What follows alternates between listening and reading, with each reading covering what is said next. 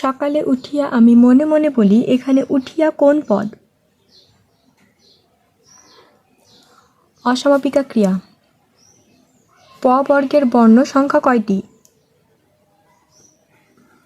5টি। রেইনকোট গল্পে পাকিস্তানের শৈলের কাঁটা কি? শহীদ মিনার। নেকলেস গল্পের অনুবাদক পূর্ণেন্দু দস্তিদার মৃত্যুবরণ করেন কবে? 9 মে 1971 সাল।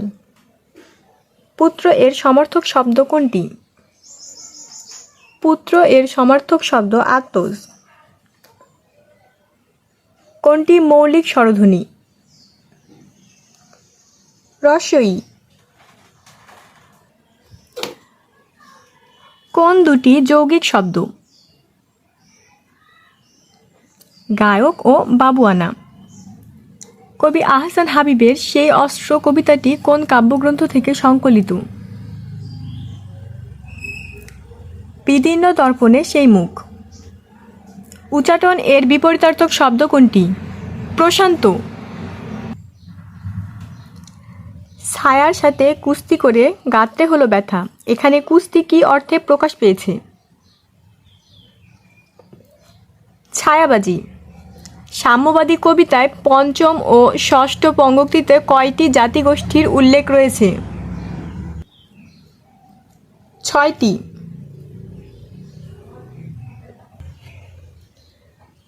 শিকারি বিড়াল গোফে চেনা যায়, এখানে গোফে কোন কারকে কোন বিভক্তি?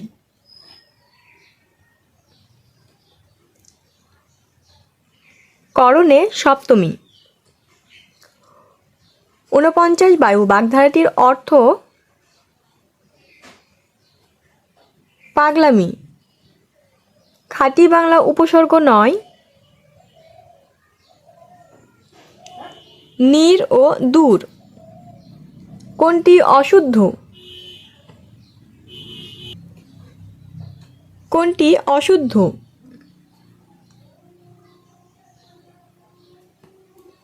অধীনস্থ। সতীশ এর সন্ধিবিচ্ছেদ? সতী যোগ ঈশ। গুরুর স্ত্রীবাচক শব্দ কোনটি? গুরবি। উক্তি শব্দের প্রকৃতি ও প্রত্যয়? উক যোগ তি। উপকারীর অপকার করেন যিনি? কৃতজ্ঞ। মক্ষিকা শব্দের অর্থ? মাছি। কোনটি শুদ্ধ বাক্য?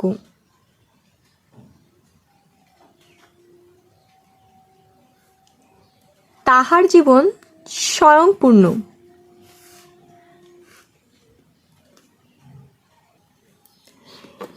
একুশে কৃষ্ণচূড়া আমাদের দেশের রং। চেতনারই রং। কাউন্সিল এর বাংলা পরিভাষা? বাণিজ্য দূত। খ্রিস্টাব্দ শব্দটি মিশ্র শব্দ। সন্ধ্যা শব্দটির সঠিক উচ্চারণ? সন্ধ্যা। কাগজ এর বহুবচন? কাগজজাত। রূপসী বাংলার কবি? জীবনানন্দ দাশ। খেয়াল খুশি কোন সমাস? খেয়াল খুশি দ্বন্দ্ব সমাস।